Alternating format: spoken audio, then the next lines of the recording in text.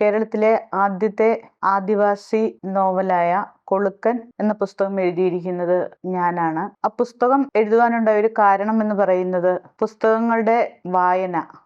അതായത് ഒരുപാട് പുസ്തകങ്ങൾ ഗോത്രഭാഗങ്ങളെ കുറിച്ച് എഴുതിയിട്ടുണ്ട് എങ്കിൽ പോലും അതിൽ ഒന്നിലും തന്നെ ഗോത്രഭാഗങ്ങളെ കുറിച്ചുള്ള ശരിയായ ഒരു കാഴ്ചപ്പാടിലല്ല പല പുസ്തകങ്ങളും എഴുതിയിരിക്കുന്നത്. അവരുടെ സ്ത്രീകളെ കുറിച്ച്, അവരുടെ പുരുഷന്മാരെ കുറിച്ച്, ഗോത്ര സമൂഹങ്ങളിൽ വളരുന്ന കുട്ടികളെ കുറിച്ചൊക്കെ വളരെ മോശമായ രീതിയിൽ എഴുതപ്പെട്ടത്.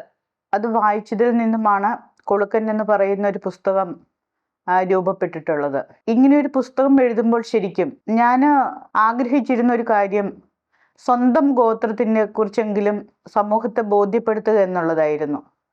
കാരണം എല്ലാവരും എഴുതി വയ്ക്കുന്നത് പോലെ അത്രയ്ക്ക് മോശമല്ല ഗോത്രവിഭാഗങ്ങൾ എന്ന് സമൂഹത്തെ അറിയിക്കേണ്ട ഒരു കാര്യമായി എനിക്ക് തോന്നി.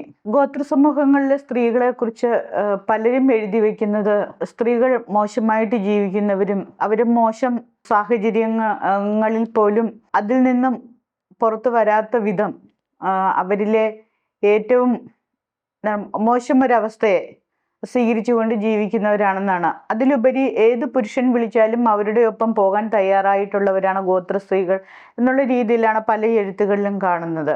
അതുപോലെ തന്നെയാണ് പുരുഷന്മാരെ കുറിച്ച്. പുരുഷന്മാർ കഞ്ചവടിക്കുകയും വെള്ളം അടിക്കുകയും പെണ്ണു പിടിക്കുകയും സ്കൂളിൽ പോകാതെ നടക്കുകയും ചെയ്യുന്നവരാണെന്നുള്ള രീതിയിൽ ആണ് എഴുത്തുകളിലെല്ലാം തന്നെ അങ്ങനെയാണ് കാണുന്നത്. ഏറ്റവും മോശമായിട്ട് സമൂഹത്തിന് ഗോത്ര ജനതയെക്കുറിച്ച് എന്താണോ അവൻ്റെ മനസ്സിലുള്ളത് ആ ഒരു ചിത്രീകരണമാണ് ഓരോ ചിത്രങ്ങൾക്കും കൽപ്പിച്ചു കൊടുക്കാറുള്ളത്. അത്തരം പുസ്തകങ്ങളുടെ വായനയിൽ നിന്നാണ് കൊളുക്കൻ എന്ന പുസ്തകം എഴുതിയിട്ടുള്ളത്. അതുമാത്രമല്ല, കൊളുക്കൻ എന്ന് പറയുന്ന പുസ്തകത്തിൽ പറഞ്ഞിരിക്കുന്നത് തന്നെ 80 വർഷം മുൻപുള്ള 3 സംഭവങ്ങളെ അല്ലെങ്കിൽ 3 ദുരന്തങ്ങളെ അവർ എങ്ങനെ നേരിട്ടു എന്നുള്ളതിനെ കുറിച്ച് കൂടെയാണ്. അതിൽ ഒന്ന് ബ്രിട്ടീഷുകാരുടെ ഭരണകാലമായിരുന്നു, മറ്റൊന്ന് രാജഭരണകാലവുമായിരുന്നു. ഈ 2 ഇടങ്ങളിൽ നിന്നും നേരിടേണ്ടി വന്നിട്ടുള്ള വലിയ ദുരനുഭവങ്ങളുണ്ട് അവർക്ക്. അപ്പം ആ ദുരനുഭവങ്ങളെ എല്ലാം കൂടെ ചേർത്ത് വെച്ച് ഒരു ചരിത്ര പുസ്തകം എന്നതിനോടൊപ്പം തന്നെ അവരുടെ ജീവിതവും അവരുടെ സംസ്കാരവും എല്ലാം കൂടെ ചേർത്ത് വെച്ചിട്ടുള്ളൊരു പുസ്തകമാണ്. അവർ ജീവിച്ചു വന്നിരുന്നത് ശരിക്കും കാടുകളെ മാത്രം ആശ്രയിച്ച് കാടുകളിൽ തന്നെ ജീവിച്ചിരുന്നവരാണ്. അങ്ങനെ ജീവിക്കുമ്പോൾ പോലും അവർ പുറത്ത് അല്ലെങ്കിൽ ആ വനത്തിന് പുറത്ത് അവർക്ക് ആവശ്യമായ ഭക്ഷണ സാധനങ്ങൾ വാങ്ങാൻ പോകുന്നത് ഉൾപ്പെടെ കമ്പത്തെയാണ് അവർ ആശ്രയിച്ചിരുന്നത്. പിന്നെ അവരുടെ ഇടയിലേക്ക് കച്ചവടത്തിന് എത്തുന്നത് തുലുക്കന്മാർ എന്ന് പൊതുവെ വിളിക്കപ്പെടുന്ന മുസ്ലിം വിഭാഗക്കാരായിരുന്നു. അവരെത്തുന്നത് പാത്രങ്ങളായിട്ട് അല്ലെങ്കിൽ കത്തി തൂമ്പ വിൽക്കുന്നതിന് വേണ്ടിയിട്ട്, അതുമില്ലെങ്കിൽ തുണികൾക്ക് വേണ്ടിയിട്ടായിരുന്നു. അപ്പം ഇങ്ങനെ കൊണ്ടുവരുന്ന ഏതൊരു സാധനം അല്ലെങ്കിൽ ഇങ്ങനെ വരുന്ന കച്ചവടക്കാരെ പോലും അവർ നിയന്ത്രിച്ചിരുന്നത് വീടിനകത്തോട്ട് കയറാതെ മുറ്റം വരെ മാത്രമേ അവർക്ക് പ്രവേശനത്തിന് അനുമതി ഉണ്ടായിരുന്നുള്ളൂ. അങ്ങനെ ജീവിച്ചു വന്ന ഒരു കൂട്ടം ജനതയെ പലപ്പോഴായിട്ട്, അതായത് അവർ കാടിനെ കണ്ടിരുന്നത് അവരുടെ രാജ്യമായിട്ടായിരുന്നു അവർ കണ്ടിരുന്നത്. അവർ പറയുന്നത് പോലും ഓരോ സ്ഥലത്ത് താമസിക്കുമ്പോഴും ഇതാണ് എൻ്റെ രാജ്യം എന്നുള്ള രീതിയിലാണ് അവർ ജീവിച്ചു വന്നത്. അപ്പോൾ ഓരോ സ്ഥലത്തു നിന്നും ഓരോ പ്രശ്നങ്ങൾ ഉണ്ടാവുമ്പോഴും അവരെ സംബന്ധിച്ച് പെട്ടെന്ന് പുതിയൊരു സ്ഥലത്തേക്ക് പോവുക, അതോടൊപ്പം തന്നെ അവരുടെ കൃഷി ഇടങ്ങളിൽ ഒന്നുകിൽ വിളവെടുക്കാൻ പാകമായ കൃഷി നിലങ്ങളായിട്ടുണ്ടാവും. അപ്പം ഈ വിളവെല്ലാം ഉപേക്ഷിച്ചാണ് അവർ പുതിയൊരു സ്ഥലത്തേക്ക് യാത്രയാവുന്നത്. അങ്ങനെ വരുമ്പോൾ പുതിയൊരു സ്ഥലത്ത് ചെന്ന് ജീവിതം തുടങ്ങുക എന്ന് പറയുന്നത് അവരെ സംബന്ധിച്ച് ഏറെ ബുദ്ധിമുട്ടായിട്ടുള്ളൊരു കാര്യമാണ്. ഈ ഒരു ഒഴിവാക്കപ്പെടുന്നതിൽ നിന്നും അവരെന്തുമാത്രം ബുദ്ധിമുട്ടുകളാണ് അനുഭവിച്ചിരുന്നത് എന്നതിനെക്കുറിച്ചും അക്കാലത്ത് സ്ത്രീകൾ വളരെയധികം ബുദ്ധിമുട്ടുകൾ അനുഭവിച്ചിട്ടുണ്ട്. കാരണം ഒരു കാണിക്കാരനാണ് ഒരു സമൂഹത്തിൻ്റെ ഒരു കേന്ദ്രബിന്ദു എന്ന് പറയുന്നത്. ഒരു ഗോത്ര സമൂഹത്തിൻ്റെ കേന്ദ്രബിന്ദുവാണ് കാണിക്കാരൻ. അപ്പോൾ കാണിക്കാരന് ആണ് അയാളുടെ കീഴിലുള്ള എല്ലാ ആളുകളുടെയും നിയന്ത്രണം കാണിക്കാരൻ്റെ കയ്യിലാണ്. അപ്പോൾ അയാൾക്ക് തീരുമാനിക്കാം ആരാർക്ക് എന്തൊക്കെയാണെന്നുള്ളത് തീരുമാനിക്കാം. അയാളുടെ നിയന്ത്രണത്തിലാണ് കാര്യങ്ങൾ മുഴുവൻ നടക്കുന്നത്. വേട്ടയാടി കൊണ്ടുവരുന്നതാണെങ്കിലും ഉൽപ്പാദിപ്പിച്ചുണ്ടാക്കുന്ന ഭക്ഷണ സാധനങ്ങളാണെങ്കിലും കാണിക്കാരൻ്റെ തീരുമാനങ്ങൾ പ്രകാരം മാത്രമേ അവ വീതം വയ്ക്കാനായി അനുവാദം ഉണ്ടായിരുന്നുള്ളൂ. ഇപ്പോൾ കാണിക്കാരൻ ഒരാൾക്ക് കൊടുക്കണ്ട എന്ന് പറഞ്ഞാൽ അയാൾക്കത് ഒരിക്കലും ലഭ്യമാകില്ല. അതിലുപരി സ്ത്രീകളെയും കുട്ടികളെയും ഏറ്റവും വലുതായിട്ട് സ്ത്രീകളെ ചൂഷണം ചെയ്യുകയും അതോടൊപ്പം തന്നെ കുട്ടികളെയും ചെറുതല്ലാത്ത രീതിയിൽ ചൂഷണം ചെയ്യുകയും ചെയ്യുന്ന ആളായിരിക്കും പലപ്പോഴും കാണിക്കാരൻ എന്ന് പറയുന്ന ആ വ്യക്തിയെ. അപ്പം അയാളിൽ ആ കാലഘട്ടത്തിൽ അത്തരം ഒരു അവസ്ഥയെ സ്ത്രീകൾ എങ്ങനെയാണ് മറികടന്നത് എന്നതിനെ കുറിച്ച് ശരിക്കും എൻ്റെ ചിന്തകൾക്കപ്പുറമാണ്. കാരണം ഒരിക്കലും അതിനെ എതിർക്കാനോ അല്ലെങ്കിൽ ആരോടെങ്കിലും പരാതി പറയാനോ ഉള്ള സാഹചര്യങ്ങളൊന്നും ഒരു ഗോത്ര സമൂഹങ്ങളിലും ഇല്ല. പിന്നെ അയാൾ ചെയ്യുന്നതിനെ നമ്മൾ അംഗീകരിച്ച് ജീവിക്കുക എന്നുള്ളത് മാത്രമേ അതിനെക്കുറിച്ച് ഉള്ളൂ. വായനയിൽ നിന്ന് തുടങ്ങി ഇങ്ങനെ ഒരു പുസ്തകം എഴുതണമെന്ന് ഞാൻ ആലോചിക്കുമ്പോൾ പോലും ശരിക്കും ഇത്തരം കാര്യങ്ങൾ, അതായത് ഞാൻ ജീവിച്ചിരുന്നത് അല്ലെങ്കിൽ എൻ്റെ പൂർവികർ ജീവിച്ചിരുന്നത് ഇതുപോലെ കാടുകളിലായിരുന്നു. അവരുടെ ജീവിതവും ആചാരങ്ങളും എല്ലാം തികച്ചും വ്യത്യസ്തമാണ്. നല്ല വസ്ത്രങ്ങൾ ധരിക്കാനില്ലായിരുന്നു. വസ്ത്രങ്ങൾ എന്ന് പറയുന്നത് തന്നെ ഭാഗികമായി വസ്ത്രം ധരിച്ചിരുന്നവരാണ്. അവർ വേട്ടയാടിയാണ് ജീവിച്ചത്. ഇങ്ങനെയൊക്കെ ഞാൻ എഴുതി കഴിയുമ്പോൾ ആളുകൾ ഇത് സ്വീകരിക്കുമോ, പ്രത്യേകിച്ച് എൻ്റെ തന്നെ ആളുകൾ ഇത് സ്വീകരിക്കുമെന്നതിനെ കുറിച്ച് എനിക്ക് വലിയൊരു സംശയം ഉണ്ടായിരുന്നു. കാരണം നമ്മളിങ്ങനെ എഴുതി വെച്ചതിന് ശേഷം ആളുകൾ ചോദിക്കുക, അയ്യോ ഇതൊക്കെ പറയാനായിട്ട് നിങ്ങൾക്ക് നാണക്കേട് തോന്നില്ല, ഇതൊക്കെ സമൂഹം അറിയേണ്ട കാര്യങ്ങളാണ്, നമ്മളൊക്കെ ഇപ്പം മാറിപ്പോയില്ലേ, നമ്മളൊക്കെ ഇപ്പോൾ സമൂഹത്തിനോടൊപ്പമല്ലേ ജീവിക്കുന്നത്. അങ്ങനെ കുറേയധികം പേടി, സംശയങ്ങൾ എന്നതിലുപരി എനിക്ക് പേടിയായിരുന്നു. കാരണം ഇത് എഴുതി കഴിഞ്ഞതിന് ശേഷം എൻ്റെ ആളുകളിൽ നിന്ന് എനിക്ക് തിക്താനുഭവങ്ങൾ ഉണ്ടാകുമോ എന്നൊരു പേടി. അതിലുപരി ഈ പുസ്തകത്തെ എങ്ങനെയാണ് സമൂഹം നോക്കിക്കാണുക എന്നൊരു പേടി. ശരിക്കും ഒരു അരിക്ഷിതാവസ്ഥയിൽ നിന്നും എന്നുകൂടെ പറയും ഇങ്ങനെ ഒരു പുസ്തകം എഴുതുമ്പോഴുണ്ടാകുന്ന വലിയൊരു ബുദ്ധിമുട്ടുണ്ട്.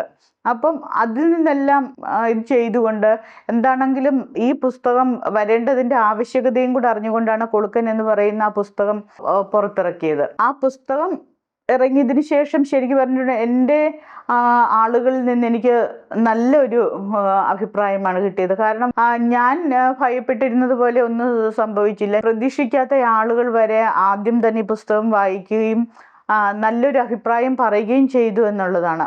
അതിനുശേഷം കൊളുക്കൻ ഏറെ രീതിയിൽ ചർച്ച ചെയ്യപ്പെട്ടു. നല്ല ഒരു പ്രതികരണമാണ് സമൂഹത്തിൽ നിന്നും വായനക്കാരിൽ നിന്നും എല്ലാം ലഭിച്ചത്. ഇപ്പൊ 36ഓളം ആദിവാസി വിഭാഗങ്ങളുണ്ടെങ്കിൽ തന്നെ അവരിൽ വളരെ കുറച്ചധികം ആളുകളെങ്കിലും മുൻപോട്ട് വരുന്നവർ തന്നെയാണ്. സാമൂഹികമായും സാമ്പത്തികമായും ചിന്താപരമായും വിദ്യാഭ്യാസപരമായും എല്ലാം മുൻപോട്ട് വരുന്നവർ തന്നെയാണ്. അവരിൽ നല്ലൊരു ശതമാനം ആളുകളെ സംബന്ധിച്ചും ഇത്തരം കാര്യങ്ങൾ തുറന്നു പറയുന്നതിന് അല്ലെങ്കിൽ തുറന്ന് കേൾക്കുന്നതിന് തന്നെ ബുദ്ധിമുട്ടുണ്ടാകും. പക്ഷെ ഇതോടൊപ്പം തന്നെ ഈ വനാന്തരങ്ങളിൽ കഴിയുന്ന ആദിവാസികൾ എന്ന് പറയുന്നവര് ശരിക്കും അവർക്ക് മുൻപോട്ട് വരണം എന്നൊരു ചിന്താഗതി ഇല്ലേ അവർക്ക്. അതിൻ്റെ പ്രധാനപ്പെട്ട കാരണം എന്ന് പറയുന്നത് അവൻ ജീവിച്ചു വന്നത് ആ ഒരു ജീവിതമാണ്. വനത്തെ ഏറ്റവും കൂടുതൽ ആശ്രയിച്ച്, വനവിഭവങ്ങളെ ആശ്രയിച്ച് ജീവിച്ചു വന്ന ഒരിടത്തു നിന്നും അവന് മുൻപോട്ട് പോവുക എന്ന് പറയുന്നത് അത്ര എളുപ്പമുള്ളതല്ല. അവനെ നമ്മൾ ഈ കാണുന്നത് പോലെ തന്നെ ഒരുപാട് പദ്ധതികൾ അവനെ പുറം ലോകവുമായിട്ട് കൂട്ടിമുട്ടിക്കുന്നതിന് അല്ലെങ്കിൽ കൂട്ടി ഇണക്കി അവർക്ക് വിദ്യാഭ്യാസം നൽകുന്നതിന് വേണ്ടിയുള്ള ഒരുപാട് പദ്ധതികൾ വരുന്നുണ്ട് എങ്കിൽ പോലും അവയൊന്നും തന്നെ പ്രയോജനപ്രദമാകുന്നില്ല. അത്തരം ആളുകളെ ചേർത്ത് പിടിച്ചെങ്കിൽ മാത്രമേ ഈ ആദിവാസി ഉന്നമനം എന്നതിന് നമ്മൾ കൊടുക്കുന്ന പ്രാധാന്യം മൂല്യം ഉണ്ടാവുകയുള്ളൂ. അതാണ് ആദിവാസി ഉന്നമനം എന്ന് പറഞ്ഞാൽ ഏറെ കൊട്ടിഘോഷിച്ച് നടക്കുന്ന പല പദ്ധതികളുടെയും പിന്നെയുള്ള പോക്കെന്ന് പറഞ്ഞാൽ ഒന്നുകിൽ മെല്ലെ പോക്ക്, അല്ലെങ്കിൽ അത് എവിടെയോ ചെന്ന് അത് അവസാനിക്കുകയാണ് പതിവ്. ഇപ്പോൾ വനങ്ങളിൽ താമസിക്കുന്ന ആദിവാസികളാണെങ്കിൽ തന്നെ അവരിപ്പോഴും വലിയൊരു ചൂഷണത്തിന് വിധേയരായി കൊണ്ടിരിക്കുകയാണ്. കാരണം എല്ലാ വനങ്ങളുടെ നിയന്ത്രണം എന്ന് പറയുന്നത് എപ്പോഴും വനം വകുപ്പിൻ്റെ കയ്യിലാണ്. ആ വനം വകുപ്പിൻ്റെ നിയന്ത്രണത്തിന് അപ്പുറത്ത് മറ്റാർക്കൊന്നും ചെയ്യാൻ കഴിയില്ല. അപ്പം ഈ ആളുകളെ പരമാവധി ചൂഷണം ചെയ്തുകൊണ്ട് അല്ലെങ്കിൽ ഏറ്റവും പുച്ഛമായ രീതിയിൽ ആദിവാസികളെ കണ്ടുകൊണ്ട് ആണ് ഇവരുടെ ഒപ്പം നിൽക്കുന്നു എന്ന് പറയുമ്പോൾ പോലും ശരിക്കും അവരുടെ ഒപ്പം നിൽക്കുന്നതല്ല, മറിച്ച് കുറേയധികം ഫണ്ടുകൾ അവർക്ക് വേണ്ടി ചെലവഴിക്കാം എന്നുള്ളത് കൊണ്ടോ അല്ലെങ്കിൽ അതിന് പിന്നിൽ മറ്റെന്തെങ്കിലും ഉദ്ദേശത്തോടു കൂടി മാത്രമാണ് അവരെ ചേർത്ത് നിർത്താറുള്ളൂ.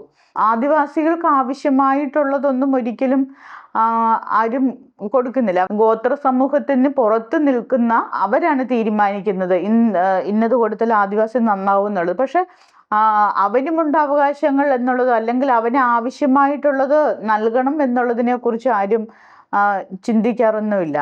നമ്മളിപ്പോൾ വലുതായിട്ട് നമ്മുടെ അവകാശങ്ങളെ കുറിച്ച്, നമ്മളുടെ പൗരധർമ്മങ്ങളെക്കുറിച്ച് എല്ലാം നമ്മൾ വലുതായിട്ട് പറയുന്നുണ്ട്. എല്ലാം ഉണ്ടെങ്കിൽ പോലും ആദിവാസികൾക്കിടയിലേക്ക് ഇത്തരം രീതിയിലുള്ള ഒരു ചർച്ചകൾ ഇതുവരെ എത്തിയിട്ടില്ല.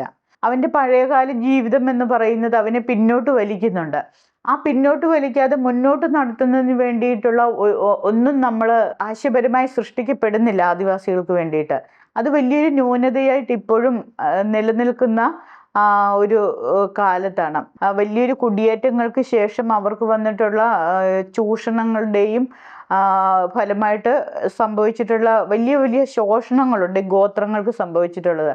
പക്ഷെ ആ ശോഷണങ്ങൾ അതേപടി തന്നെ ഇന്നും നിലനിൽക്കുകയും മറ്റുള്ള ആളുകളാൽ വളരെ അധികം ചൂഷണങ്ങൾക്ക് വിധേയമാകുകയും ചെയ്യുന്ന ആദിവാസി വിഭാഗങ്ങളാണ് ഇന്ന് കൂടുതലുള്ളത്. കൊളുക്കൻ എന്ന് പറയുന്ന പുസ്തകം വായിച്ചതിന് ശേഷം പല വേദികളിലും ഞാൻ പങ്കെടുക്കുമ്പോൾ എല്ലാവരും എന്നോട് ചോദിച്ചിട്ടുള്ള ഒരു കാര്യം എന്ന് പറയുന്നത് ആ പുസ്തകത്തിലെ കാണിക്കാരനെ കുറിച്ചാണ്. കാരണം കാണിക്കാരൻ ഇത്രയധികം, അതായത് സ്ത്രീകളെ ഇത്രയധികം ചൂഷണം ചെയ്തിട്ടും ശാരീരികപരമായി വളരെയധികം ചൂഷണം ചെയ്യുന്ന ആളാണ് കാണിക്കാരൻ. അപ്പം അങ്ങനെ ചൂഷണം ചെയ്തിട്ടും ഒരാൾ പോലും പ്രതികരിക്കാതിരുന്നത് എന്തുകൊണ്ടാണ് എന്നത് പലരുടെയും ഒരു സംശയമാണ്. പക്ഷെ അത് ആ കാലഘട്ടത്തിൻ്റെ, കാരണം കാണിക്കാരനെ ആരും ചോദ്യം ചെയ്യുന്നില്ല.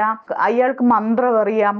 അയാൾ ഈ മന്ത്രം എന്തെങ്കിലും ചെയ്തിട്ടുണ്ടെങ്കിൽ ഒന്നെങ്കിൽ അപകടം സംഭവിക്കാം, ഇല്ലെങ്കിൽ മരണം വരെ സംഭവിക്കാം. ഇങ്ങനെ കുറേ അധികം, അതായത് ഭയപ്പെട്ട്, അതായത് കാണിക്കാരൻ എന്ന് പറയുന്ന വ്യക്തിക്ക് ഒരു മന്ത്രവാദി എന്നതിലുപരി അയാൾക്ക് നൽകുന്ന പരിവേഷം അതിനും അപ്പുറത്താണ്. അപ്പം ആ ഒരു കാലഘട്ടത്തിൽ നിന്നുകൊണ്ട് അയാൾക്കെതിരെ പറയുകയോ ചിന്തിക്കുകയോ ഒന്നും ചെയ്യുന്നില്ല. കാരണം അങ്ങനെ ചെയ്തിട്ടുണ്ടെങ്കിൽ ചിലപ്പോൾ ഭക്ഷണം കിട്ടാതെ വരാം, ഇല്ലെങ്കിൽ ആ കൂട്ടത്തിൽ നിന്ന് പുറന്തള്ളപ്പെടാം. ഇങ്ങനെ വളരെയധികം കാര്യങ്ങളുണ്ട്. അത് മാത്രമല്ല, എനിക്ക് തോന്നുന്നു ആ ഒരു കാലഘട്ടത്തിൽ അതിൻ്റെ ഒരു ആവശ്യകത ഉണ്ട്. ഈ ആവശ്യകത എന്ന് പറയുന്നത് ഒരിക്കലും ഒരു സ്ത്രീയെ ശാരീരികമായിട്ട് ഉപദ്രവിക്കുന്നതിനെ ന്യായീകരിക്കുന്നതല്ല. പക്ഷെ ആ ഒരു സമൂഹത്തിന്, ആ സമൂഹത്തിലെ അന്നത്തെ ആ പേടിച്ച് ജീവിക്കുക എന്നുള്ള ആ ഒരു ഇതിൽ പെടുന്ന ഒന്നാണ് ഈ സ്ത്രീകളോടുള്ള ചൂഷണം എന്ന് പറയുന്നതും. അതിനാരും ഒരിക്കലും എതിർത്തതായിട്ട്, എനിക്കൊരു 30 വർഷം മുൻപ് വരെ ആരും അതിനെ എതിർത്തതായിട്ട് ഞാൻ എവിടെയും കാണുകയോ കേൾക്കുകയോ ചെയ്തിട്ടില്ല. കാരണം എതിർക്കുന്നവർക്ക് പിന്നെ ശബ്ദമില്ലാതാകുക എന്നുള്ളതായിരുന്നു ആ ഒരു സിസ്റ്റത്തിൻ്റെ, ആ ഒരു സമൂഹത്തിൻ്റെ കാഴ്ചപ്പാടെന്ന് പറയുന്നത്. ഇപ്പം കുട്ടികളെ പിടിച്ച് ബാലവിവാഹം ചെയ്തു കൊടുക്കുക എന്ന് പറയുന്നതും അങ്ങനെ തന്നെയാണ്. ബാലവിവാഹം ചെയ്തു കൊടുക്കുന്നതിലൂടെ അക്കാലത്ത് ഭക്ഷണത്തിൻ്റെ ദൗർലഭ്യം, പിന്നെ കാട് തേടി കുട്ടികളെ കൊണ്ട് നടക്കുന്നതിനുള്ള ബുദ്ധിമുട്ടുകൾ, മൃഗങ്ങളെ പേടിക്കണം, ഇങ്ങനെയെല്ലാം വന്നു കഴിഞ്ഞപ്പോൾ ഇങ്ങനെയെല്ലാം ഉണ്ട്. അപ്പം ഇവർ ചിന്തിക്കുന്നത് എത്ര ചെറുപ്പത്തിലെ വിവാഹം കഴിച്ചൊരു പെൺകുട്ടിയെ അയക്കാമോ അത്രയും ചെറുപ്പത്തിൽ അയച്ചു കഴിഞ്ഞാൽ അവളുടെ ചെലവുകൾ, അതായത് അവളുടെ ഭക്ഷണത്തിന് വേണ്ടിയിട്ടൊന്നും ചെയ്യേണ്ട, ആ ഒരു ഇതിൽ വരുന്നത് കൊണ്ട് തന്നെ അത് ആ കാലഘട്ടത്തിന് കാലഘട്ടത്തിനേറെ ആവശ്യമായിരുന്നു. കാരണം ബാലവിവാഹം എന്ന് നിലനിന്നത് ശരിക്കും ഗോത്ര സമൂഹങ്ങളിൽ മാത്രമല്ല, എല്ലാ സമൂഹങ്ങളിലും നിലനിന്നിരുന്ന ഒരിതാണ് ബാലവിവാഹങ്ങൾ എന്നുള്ളത്. അപ്പം ആ ബാലവിവാഹങ്ങളെ ചോദ്യം ചെയ്യുന്ന പലരും, അല്ലെങ്കിൽ കാണിക്കാരൻ എന്തിനാണ് ആ കുട്ടിയോട് അങ്ങനെ പെരുമാറിയത്, ഈ സ്ത്രീയോട് അങ്ങനെ പെരുമാറിയത് എന്ന് ചോദിക്കുമ്പോൾ പോലും ഇത് ഒരിക്കലും ഒരു ഗോത്ര സമൂഹത്തിൽ മാത്രം നിലനിന്നിരുന്ന ഒരു ആചാരമല്ല. അത് നമ്മൾ നോക്കിയാൽ, അല്ലെങ്കിൽ നമ്മുടെ ചുറ്റും, അതായത് കുറേ വർഷങ്ങൾക്ക് മുൻപ് നമ്മൾ ചരിത്രപരമായിട്ടുള്ള പുസ്തകങ്ങൾ വായിക്കുമ്പോൾ എല്ലാ വിഭാഗങ്ങൾക്കിടയിൽ തന്നെ നിലനിന്നിരുന്ന ഒരു കാര്യമാണത്. അത് ഗോത്ര സമൂഹങ്ങൾക്ക് മാത്രമല്ല. പക്ഷെ ഗോത്ര സമൂഹങ്ങൾ ചെയ്യുന്നതിനെ മാത്രം, അല്ലെങ്കിൽ അവരുടെ ഒരു ജീവിതം ഇങ്ങനെയായിരുന്നു എന്ന് പറയുന്നതിനെ മാത്രം, അവരെ ഇങ്ങനെ മോശമായ സാഹചര്യങ്ങളിൽ ജീവിച്ചിരുന്നവരാണ് എന്ന് വരുത്തി തീർക്കാനുള്ള ഒരു ശ്രമവും കൂടെ മറ്റാളുകളുടെ ഭാഗത്ത് നിന്ന് ഉണ്ട്. അത് സാമൂഹികമായ മാറ്റങ്ങൾ വന്നതിൻ്റെയും അവരുടെ എല്ലാ തരത്തിലുള്ള ഒരു മുൻനിരയിലേക്കുള്ള വരവിൻ്റെയും കൂടെ ഒരിതായിരിക്കാം. കാരണം ആദ്യം ആദിവാസികളാണ് ഇങ്ങനെ ചിന്തിക്കുന്നത്, ഞങ്ങൾ ഇങ്ങനെ ജീവിച്ചിരുന്നു എന്ന് പറയുന്നത് ബുദ്ധിമുട്ടാണ് എന്ന് ഞാൻ കരുതുമ്പോൾ, പക്ഷെ അത് മറ്റാളുകളാണ് കരുതുന്നത് ഞങ്ങൾ ഇങ്ങനെ ജീവിച്ചിരുന്നു എന്ന് തുറന്നു പറയാനായിട്ട് മറ്റുള്ള ആളുകൾ ബുദ്ധിമുട്ടുന്നു എന്നാണ് ഞാൻ മനസ്സിലാക്കുന്നത്. അവിവാഹിതരായ അമ്മമാർക്ക് ശരിക്കും സർക്കാരോ വകുപ്പോ നൽകേണ്ടത് ശരിക്കും അവർ ജോലിയല്ല നൽകേണ്ടത്. കാരണം ഇപ്പം ജോലി നൽകിയിട്ടുണ്ട് എങ്കിൽ അതൊരു പ്രോത്സാഹനമാണ്. അവിവാഹിതരായ അമ്മമാരുള്ള ഞങ്ങൾക്ക് സർക്കാർ ജോലി തരും എന്ന് കാണുന്നിടത്ത് ശരിക്കും അത് തെറ്റായൊരു നടപടിയാണ്. അതിന് പകരം ആ സ്ത്രീക്ക് അറിയാമായിരിക്കും ആ കുട്ടിയുടെ അച്ഛൻ ആരാണെന്നുള്ളത് അറിയാമായിരിക്കും. അപ്പം അത്തരം ഒരു ഘട്ടത്തിൽ ചെയ്യേണ്ടത് അവരോടൊപ്പം നിയമത്തെ കൂട്ടുപിടിച്ച് ആ കുട്ടിക്കും ആ അമ്മയ്ക്കും വേണ്ട ജീവനാംശം മേടിച്ചു കൊടുക്കുക എന്നുള്ളതാണ്. കാരണം ഇങ്ങനെ അവിവാഹിതരായ അമ്മമാർക്ക് ജോലി കൊടുത്താൽ നാളെ ഒരു പക്ഷേ ഞാൻ ഇങ്ങനെ ആയാൽ എനിക്ക് ജോലി കിട്ടുമല്ലോ എന്ന് കരുതി വഴിതെറ്റുന്ന സ്ത്രീകളും ഉണ്ടാവാം. വനം വകുപ്പ് പോലും എന്താണ് ആദിവാസി സ്ത്രീകളെ മോശമായിട്ട് കാണുന്ന അല്ലെങ്കിൽ മോശമായിട്ട് പെരുമാറുന്ന പല സംഭവങ്ങളും പല കോളനികളിലും ഉണ്ടാവാറുണ്ട്. പലതല്ല, എല്ലാ കോളനികളിലും തന്നെ ഉണ്ടാവാറുണ്ട് എങ്കിൽ പോലും ഇവയൊന്നും തന്നെ ഒരിക്കലും പുറം ലോകം അറിയാറില്ല, പുറം ലോകത്ത് എത്താറുമില്ല. അപ്പം ഇത്തരം പ്രവർത്തനങ്ങൾ മായിട്ടുള്ള ഈ പ്രവർത്തനങ്ങളെ നമ്മൾ തടയണമെങ്കിൽ അല്ലെങ്കിൽ സ്ത്രീകളെ മുൻപോട്ട് കൊണ്ടുവരണമെങ്കിൽ വകുപ്പ് ഇപ്പം നമ്മുടെ പട്ടികവർഗ വികസന വകുപ്പ് ആയിക്കോട്ടെ, ആ വകുപ്പ് ബോധവൽക്കരണ ക്ലാസ്സുകൾ നൽകുക. കാരണം നമുക്ക് അറിയാം എല്ലായിടത്തും തന്നെ കൗൺസിലർമാരുണ്ട്, മറ്റാളുകളുണ്ട്, എല്ലാം അവരുടെ വികസനത്തിന് വേണ്ടിയിട്ടാണ് അല്ലെങ്കിൽ അവർക്ക് വേണ്ടുന്ന പദ്ധതികൾ നടപ്പിലാക്കുകയാണ് എന്ന് പറയുമ്പോൾ പോലും ഒരു മതിയായ കൗൺസിലിംഗ് ലഭിക്കാത്ത ഇടങ്ങൾ ഇപ്പോഴും ഉണ്ട്. ഈ സ്ഥലങ്ങളിലെല്ലാം തന്നെ കൗൺസിലിംഗ് നടത്തുകയും അവിടുത്തെ കുട്ടികളെ ഒപ്പം ചേർത്ത് നിർത്തുകയും ചെയ്തെങ്കിൽ മാത്രമേ ഈ അവിവാഹിതരായ അമ്മമാരുടെ എണ്ണം വരും കാലങ്ങളിൽ കുറയുകയുള്ളൂ. അതോടൊപ്പം തന്നെ ഈ അവിവാഹിതരായ അമ്മമാർക്ക് ജോലി നൽകുക എന്ന് പറയുമ്പോൾ അവർ തൊഴിലിടങ്ങളിൽ കൂടെ ഈ ഒരു കാരണത്താൽ ചൂഷണം ചെയ്യപ്പെടാം എന്നതൊരു വസ്തുതയും കൂടിയാണ്. അപ്പം നിരന്തരമായ ചൂഷണങ്ങൾക്ക് വിധേയരാകുന്ന സ്ത്രീകളും അവരുടെ മാനസികമായ ഒരുപാട് ബുദ്ധിമുട്ടുകളിലേക്ക് അവർ പിന്നീട് മാറാമെന്നുള്ളതും കൂടിയുണ്ട്.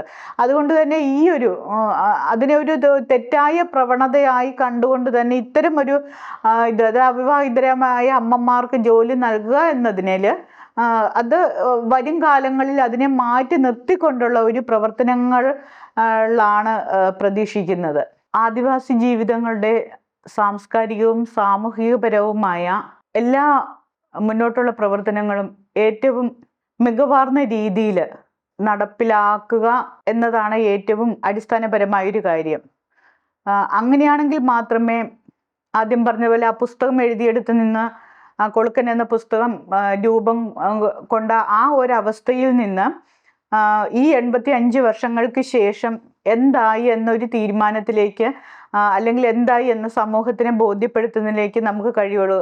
ആ പുസ്തകം വായിക്കുമ്പോൾ എവിടെയാണോ ഏതവസ്ഥയിലാണോ ആദിവാസി വിഭാഗങ്ങൾ നിന്നിരുന്നത് അതിൻ്റെ ഏകദേശം വലിയ മാറ്റങ്ങളൊന്നുമില്ലാതെ അതേ അവസ്ഥയിൽ തന്നെ ഇപ്പോഴും നമ്മൾ നിലനിൽക്കുന്നു എങ്കിൽ അതിൻ്റെ വലിയൊരു കാരണം എന്ന് പറയുന്നത് നമ്മളിലൊന്നും വലിയ മാറ്റങ്ങൾ വന്നിട്ടില്ല എന്നുള്ളതും നമ്മുടെ മാറ്റങ്ങൾ വരുത്തേണ്ടതായിട്ടുള്ള യാതൊരുവിധ പദ്ധതികളും നമുക്ക് ലഭ്യമായിട്ടില്ല എന്നുള്ളതും ആണ്. ആദിവാസി വിഭാഗങ്ങളുടെ ഉന്നമനത്തിന് വേണ്ടി പുതിയ പദ്ധതികൾ ആവിഷ്കരിക്കുകയും ആ പദ്ധതികളിലൂടെ അവരെ ചേർത്ത് പിടിച്ച് മുമ്പോട്ട് കൊണ്ടുവരികയും ചെയ്യേണ്ടതാണ്. അതിനുമപ്പുറം ഇത്തരം പദ്ധതികളുടെ വിജയത്തിന് അവരെന്താണ് ആവശ്യമെന്ന് കണ്ടറിഞ്ഞ് പദ്ധതികൾ രൂപീകരിക്കുന്നതിന് വകുപ്പും കൂടെ ശ്രദ്ധ ചെലുത്തിയെങ്കിൽ മാത്രമേ അത് മുൻപോട്ട് കൊണ്ടുപോവുകയുള്ളൂ. കാരണം അവൻ്റെ ആവശ്യങ്ങൾ അറിയാവുന്നത് അവന് മാത്രമാണ്.